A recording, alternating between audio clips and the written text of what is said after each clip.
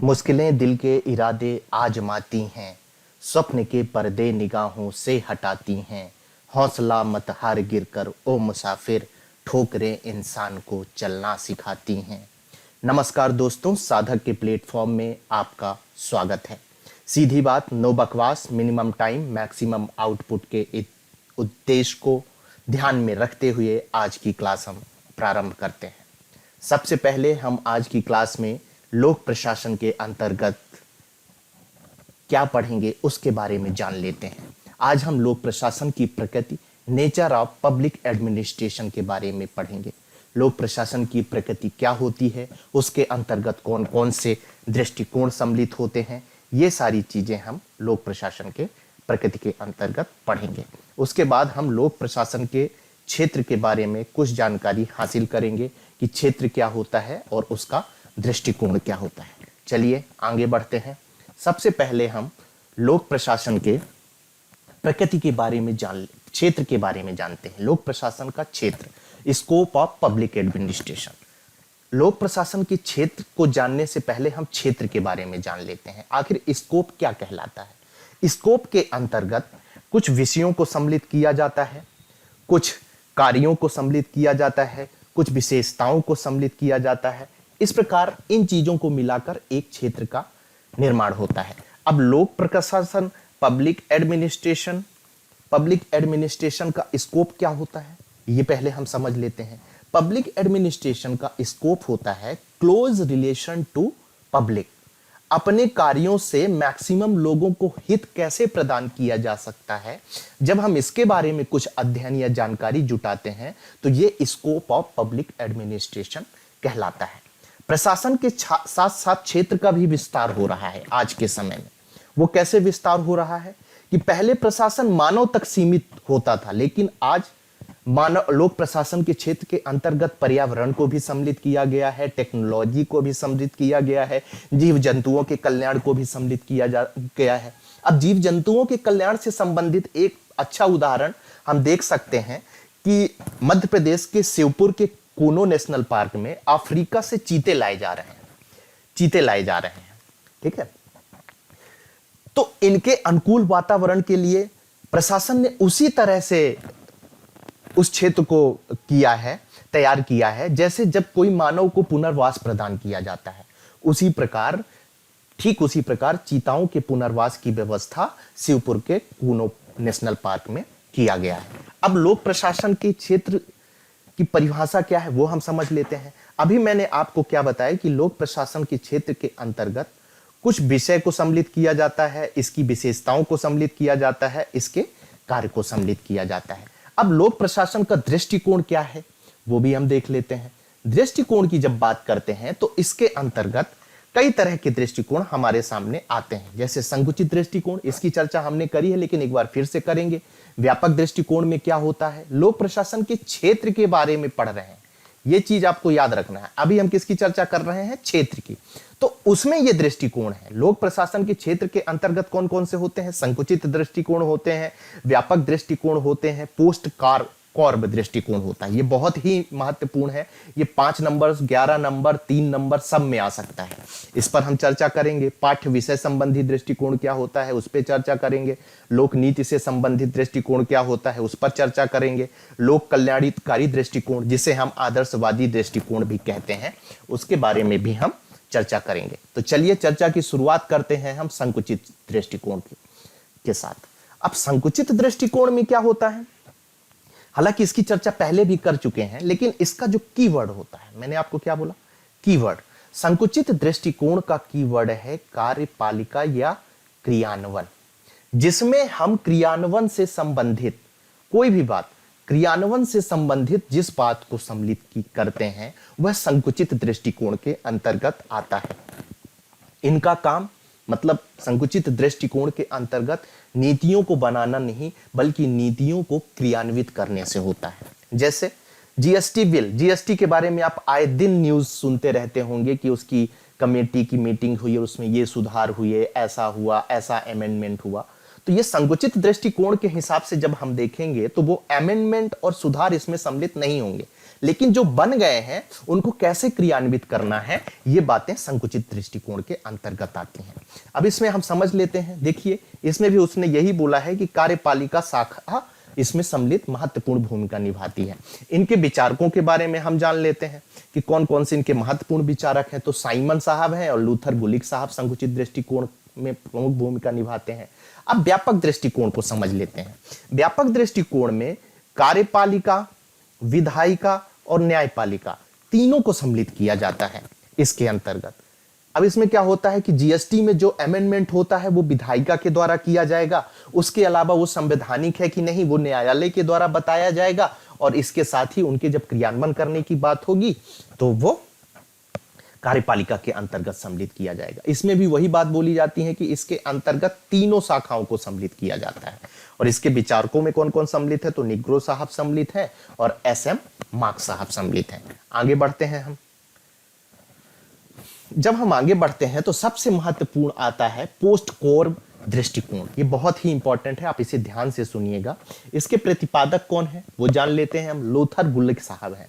और ये पोस्ट कॉर्ब जो है वो इंग्लिश के 7 शब्दों 7 अक्षरों से मिलकर बना है। और इसका जो कीवर्ड है वो आपको याद रखना है कैसे। कैसे का मतलब क्या है कि नीतियों को कैसे क्रियान्वित करना है, नीतियों को कैसे क्रियान्वित करना है, उसकी बात पोस्ट कॉर्ब दृष्टिकोण के अंतर्गत आती है। हाउ टू एग्जीक्यूट पॉलिसी, ठीक है। उसमें कौन कौन सी बातें महत्वपूर्ण है उसको देख लेते हैं हम। ये देखिए 7 शब्द आ गए आपके सामने। पी से प्लानिंग है, योजना बनाना। कोई भी नीति बनानी होती है तो उसके पहले योजना बनाना होता है। ऑर्गेनाइजेशन, ओ से है, संगठन बनाना होता है। संगठन के बाद स्टाफ की जरूरत होती है। कोई एक आदमी ऐसा नहीं है कि नीति किसी ने बना दी तो वो उसको किसी की जरूरत नहीं पड़ेगी। निर्देशन की आवश्यकता होगी कि किन लोगों के लिए बनाया जा रहा है नीति, निर्देश देना होगा कि किस तरह से काम करेंगे। उसके बाद समन्वय की आवश्यकता होगी। समन्वय की आवश्यकता कैसे, एक विभाग से दूसरे विभाग के बीच में समन्वय रखने की बात की जाएगी। रिपोर्टिंग, प्रतिवेदन की बात होगी। जो नीतियां बनाई गई, क्रियान्वित की गई, उसमें से फ्रूटफुल कितना हमें फल मिल रहा है, कितना हमें लाभ हो रहा है उस नीति का, कितने लोगों को हम उससे जोड़ पा रहे हैं, ये सब रिपोर्ट के अंतर्गत आ जाएगी। रिपोर्ट के बाद ये सब ऊपर की चीजों को शुरू करने के लिए हमें वित्त की, बजटिंग की होगी। ये बहुत ही इंपॉर्टेंट पार्ट है। तो लूथर गुलिक साहब ने कहा है कि पोस्ट कॉर्ब दृष्टिकोण लोक प्रशासन के क्षेत्र के अंतर्गत सम्मिलित है। अब हम आगे बढ़ते हैं।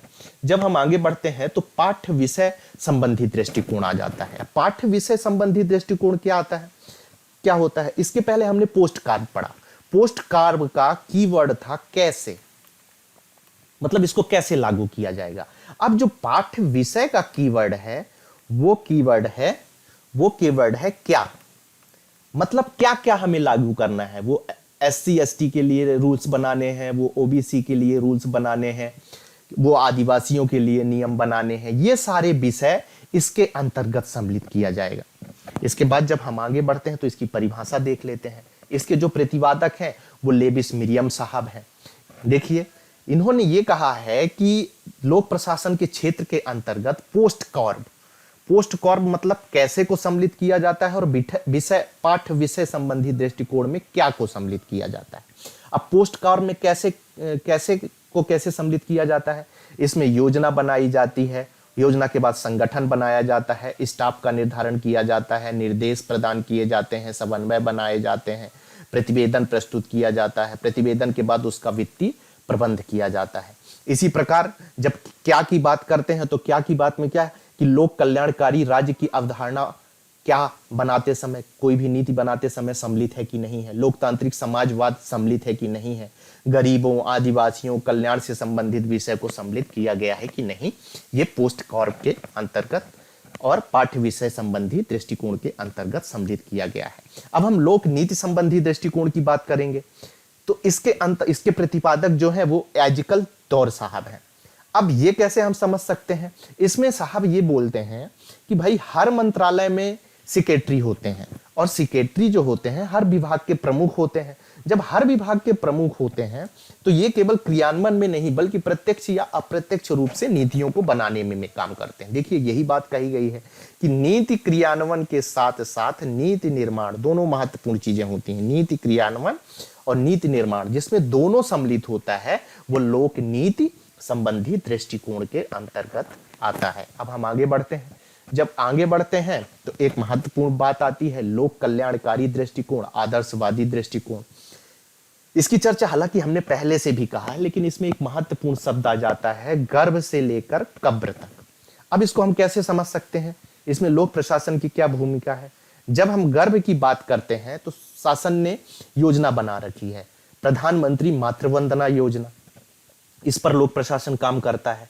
जब वह बच्चा बड़ा होता है और स्कूल जाता है तो राइट टू एजुकेशन, 6 से 14 साल तक के बच्चों के लिए फ्री एजुकेशन प्रदान की गई है। इसी प्रकार जब बच्चा पढ़ चुका होता है तो उसे रोजगार की आवश्यकता होती है।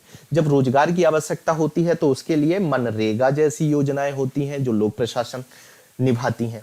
जब वह रोजगार प्राप्त कर चुका होता है और वह वृद्ध हो जाता है तो वृद्ध के लिए पेंशन योजना की आवश्यकता होती है, तो प्रधानमंत्री वय वंदना योजना इसमें प्रमुख भूमिका निभाती है। इसी प्रकार जब किसी की मृत्यु होती है तो अंत्येष्टि सहायता योजना, जैसे कोई मजदूर है, यदि उसकी कोई मजदूर है और उसकी एक्सीडेंट से यदि मृत्यु हो जाती है, एक्सीडेंट से मृत्यु हो जाती है तो उसे 1 लाख तक का सहायता प्रदान करने का प्रावधान इसमें किया गया है। इस प्रकार से हम देखते हैं तो गर्भ से लेकर कब्र तक में लोक प्रशासन की भूमिका हमें नजर आती है। अब हम आगे बढ़ते हैं। लोक प्रशासन का क्षेत्र यहां से समाप्त होता है। अब हम लोक प्रशासन के प्रकृति के बारे में बात करेंगे। तो सबसे पहले प्रकृति क्या होती है उसके बारे में जान लेते हैं। तो प्रकृति का मतलब ये होता है, नेचर का मतलब, किसी भी विषय का नेचर ये होता है कि विषय का सहज रूप से, स्पष्ट रूप से, सरल शब्दों में किसी को प्रेजेंट कर देना, वह उस विषय की प्रकृति कहलाती है। ठीक है, अब हम आगे बढ़ते हैं। वही चीज लिखी है कि किसी भी लोक प्रशासन की प्रकृति के बारे में क्या क्या होता है।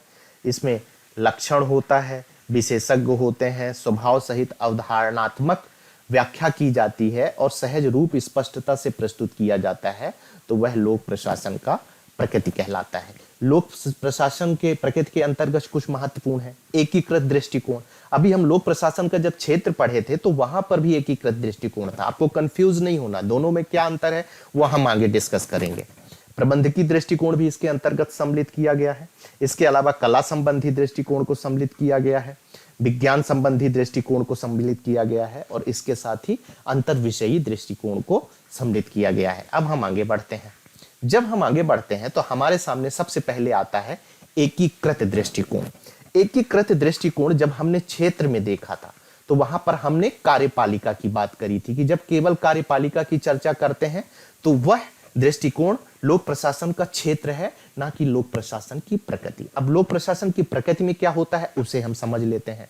लोक प्रशासन की प्रकृति में के अंतर्गत इसमें जैसे मान लीजिए एक जिला का कलेक्टर होता है, कलेक्टर के अंतर्गत तहसीलदार होता है, तहसीलदार होता है, डिप्टी कलेक्टर होते हैं, कई बाबू होते हैं, कई चौकीदार होते हैं। ये सारी चीजें जब एक साथ इनके बारे में हम अध्ययन करते हैं तो वह लोक प्रशासन की प्रकृति के अंतर्गत एकीकृत दृष्टिकोण कहलाता है। अब हम आगे बढ़ते हैं। देखिए यही परिभाषा लिखी है कि इसके अनुसार लोक प्रशासन के अंतर्गत निचले स्तर से लेकर उच्च स्तर तक के पदाधिकारियों द्वारा किए जाने वाले कार्यकलाप सम्मिलित किए जाते हैं। इसके अंतर्गत श्रमिक भी शामिल होता है, चौकीदार भी, लिपि भी, सदस्य भी आदि सम्मिलित होते हैं। अब हम प्रबंधकीय दृष्टिकोण पर नजर डाल लेते हैं। तो प्रबंधकीय दृष्टिकोण क्या होता है कि इसके अंतर्गत मुख्य सचिव होता है, विभागों के सचिव होते हैं। जैसे सीएम साहब, अपने मुख्यमंत्री साहब हैं, सीएम साहब हैं, इन्होंने बताया कि हमारा उद्देश्य ये है कि मैक्सिमम लोगों का हित किया जाए। जो भी उद्देश्य होगा वो उसको बताएंगे। अब उसको कैसे क्रियान्वित करना है उसके लिए सचिव कई तरह के नियम और कई तरह के कार्य करते हैं। तो यहां पर देखा जाए तो जो सचिव हैं वो प्रबंधक की भूमिका के रूप में नजर आ रहे हैं। वे कलेक्टरों को निर्देशित करते हैं, कलेक्टर अपने अधीनस्थों को निर्देशित करते हैं। तो इस प्रकार के जब दृष्टिकोण को अपनाया जाता है तो वो प्रबंधकीय दृष्टिकोण होता है। देख लेते हैं क्या लिखा है। इसमें वही चीज लिखी हुई है कि उच्च स्तर के पदाधिकारी। उच्च स्तर के पदाधिकारी में कौन लोग सम्मिलित होते हैं? यही सम्मिलित होते हैं, सचिव हो गए, मुख्य सचिव हो गए। उनके अनुसार जो चीजें की जाती हैं, जो नियम बनाए जाते हैं, जो रूल्स रेगुलेशन निर्देश दिए जाते हैं, वो सब प्रबंध की दृष्टिकोण के अंतर्गत अध्ययन करेंगे। अब आगे बढ़ते हैं। जब हम आगे बढ़ते हैं तो कला संबंधी दृष्टिकोण के बारे में अध्ययन करते हैं। तो यहाँ पर हमारे लिए कला को समझना अत्यंत ही जरूरी हो जाता है कि कला क्या होता है। एक छोटा सा उदाहरण लेते हैं। हमारे सचिन तेंदुलकर सर हैं क्रिकेट उनके पास क्रिकेट खेलने की कला है। ऐसे ही वो गॉड ऑफ क्रिकेट तो कहलाते नहीं है, निश्चित रूप से उनके पास एक अच्छी कला है, तभी उनको गॉड ऑफ क्रिकेट कहा जाता है। उन्हें क्रिकेट को लेकर रुचि रही होगी। पहली बात तो यहाँ पे कला के लिए रुचि आवश्यक होता है। रुचि के अलावा क्या होता है, यदि आपके पास रुचि है तो आप कुछ नहीं कर सकते जब तक उसका अच्छे से अभ्यास और प्रशिक्षण आप नहीं कर लेते। तो कला को बढ़ाने के लिए अभ्यास की आवश्यकता होती है, प्रशिक्षण की आवश्यकता होती है। फिर यदि इस कला और प्रशिक्षण में आप निरंतरता बनाकर रखते हैं तो आप निश्चित रूप से अच्छा विकास कर पाएंगे अपनी कला को। तो सचिन साहब रोज प्रैक्टिस करते थे और आज भी अपनी बॉडी को मेंटेन करने के लिए प्रैक्टिस करते हैं। तो ये कला के लिए निरंतरता अत्यंत आवश्यक होती है।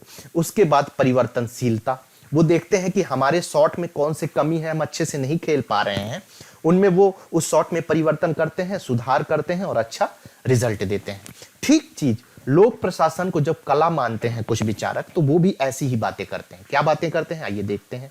लोक प्रशासन को कला मानने वाले विचारक क्या है, ये याद रखना आपके लिए अत्यंत आवश्यक हो जाता है। तो पहला नाम आता है L.D. वाइट साहब का और ग्लैडन साहब का। इन दोनों लोगों का नाम याद रखना है जो लोक प्रशासन को कला मानते हैं।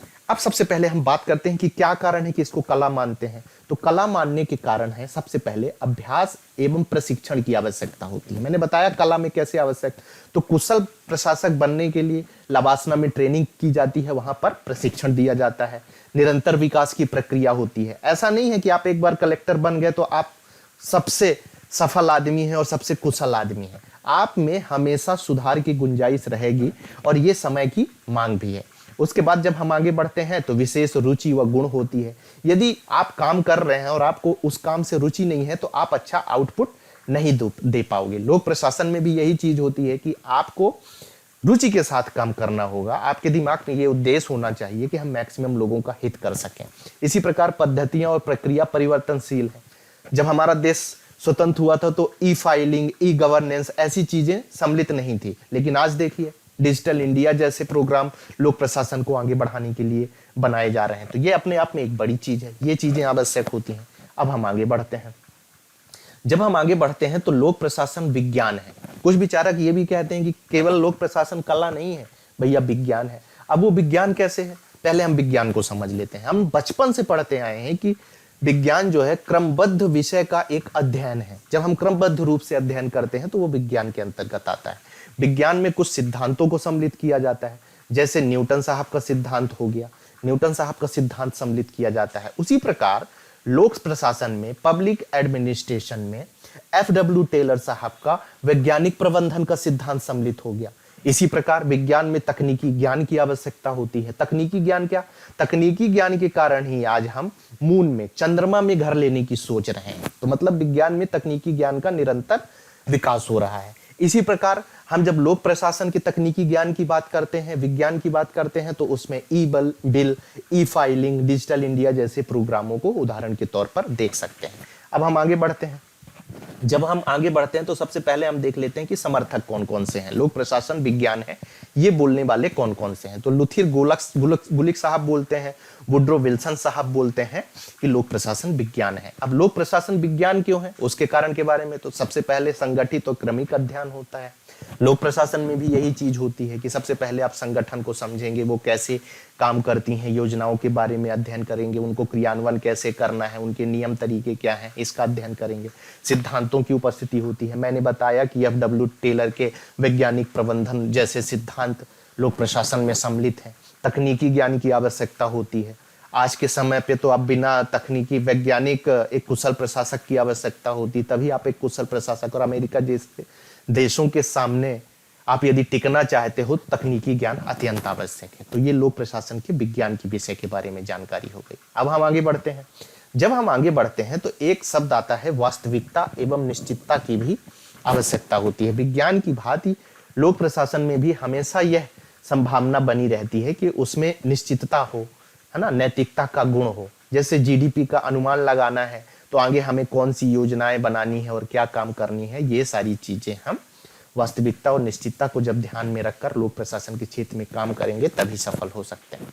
अब क्या है, लोक प्रशासन के विज्ञान के विकास में कुछ समस्याएं हैं। मतलब कुछ लोग ये बोलते हैं कि लोक प्रशासन को विज्ञान नहीं माना जा सकता। इसको मैंने एक चार्ट के रूप में प्रस्तुत कर दिया है, आप समझने की कोशिश करिएगा। उनका कहना है कि विज्ञान निश्चित है, उसमें निश्चितता है, लेकिन वहीं पर मानवीय आचरण के कारण इसमें निश्चितता का अभाव हो जाता है। किसमें? लोक प्रशासन। ठीक है।